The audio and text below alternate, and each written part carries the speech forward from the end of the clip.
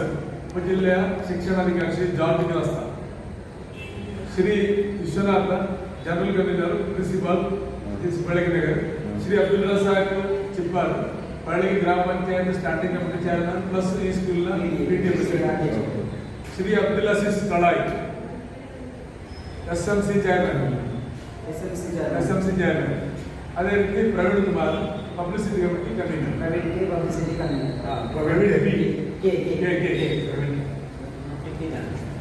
ഇതുപോലുള്ള വലിയ ഒരു മാമാങ്കം എന്ന് പറയാം.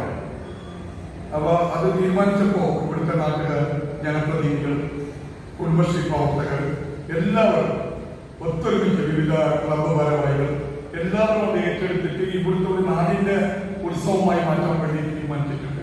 ഇപ്പൊ ആദ്യ നേരത്തെ സൂചിപ്പിച്ചതുപോലെ ഓഫ് ടൈം മത്സരങ്ങൾ ഇപ്പോൾ അവസാന ഘട്ടത്തിലാണ്. ഇനി 3 ദിവസത്തെ ഈ പരിപാടി ഇതിൽ എല്ലാവരും പങ്കെടുക്കണം. ഇത് വിജയിപ്പിക്കാൻ വേണ്ടി എല്ലാവരെയും ഞങ്ങൾ ഈ പരിപാടിയിലേക്ക് ക്ഷണിക്കുന്നു. നാളെ മഴ ഉണ്ടായാലും നിങ്ങൾ കാരണം ഇത്രയും 20 ലക്ഷം ബജറ്റിന്റെ ഒരു പരിപാടിയാണ്. നമുക്ക് മറ്റൊന്ന് മാറ്റം എന്ന് പറയുമ്പോൾ വലിയ തോതിലുള്ള ചെലവ് ഭാഷകളും സംഘാടക സമിതിക്ക് മുന്നിലേക്ക് വരും ಬರ್ತದೆ. ಮಾತ್ರ ಅಲ್ಲ, ಈಗ ಸಮಾಧಾನ ಅಂತ ಹೇಳಿದ್ರೆ ಹವಾಮಾನ ವರದಿ ಪ್ರಕಾರ ರೆಡ್ ಅಲರ್ಟ್ ಇಲ್ಲ, 3 ದಿವಸ ಆರೆಂಜ್ ಅಲರ್ಟ್ ಉಂಟು. ಎರಡನೇದಾಗಿ ಜಿಲ್ಲಾ ಕಲೆಕ್ಟರ್ ರಿಪೋರ್ಟ್ ಪ್ರಕಾರ ಕೂಡ ಸಾಧಾರಣ ಮಳೆ ಆಗಿರ್ತದೆ. ಅದರಲ್ಲೊಂದು ಆಶ್ವಾಸ ಅಥವಾ ಸಮಾಧಾನ. ಅಲ್ಲದ್ರೆ ಈಗ ರೆಡ್ ಅಲರ್ಟ್ ಡಿಕ್ಲೇರ್ ಮಾಡಿದ್ರೆ ನಮಗೆ ಅದನ್ನು ನಾಳೆ ಮಾಡ್ಲಿಕ್ಕೆ ಕೂಡ ಸಾಧ್ಯ ಇಲ್ಲ.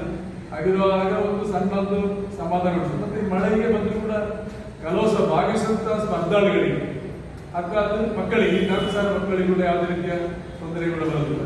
ಅದಕ್ಕೆ ಆಫೀಸರ್ಸ್, ಜಡ್ಜಸ್, ತೀರ್ಪುಗಾರರು ಎಲ್ಲರೂ ಕೂಡ ಏರ್ಪಾಡು ಮಾಡಲಾಗಿದೆ. ಹಾಗಾಗಿ ಪಳಗಿ ನಗರ ನಮ್ಮ ಮೆಟ್ರೋಪಾಲಿಟನ್ ಹೇಳಿದಾಗೆ ಅದೀಗ ಇನ್ನು 4 ದಿವಸಗಳ ಕಾಲ ಪಳಗಿ ನಗರ ಅಲ್ಲ, ಕಲೋತ್ಸವ ನಗರ ಆಗಿ ಅದೀಗ ಮಾರ್ಪಾಡುಗೊಂಡಿದೆ. ಸಂಶಯ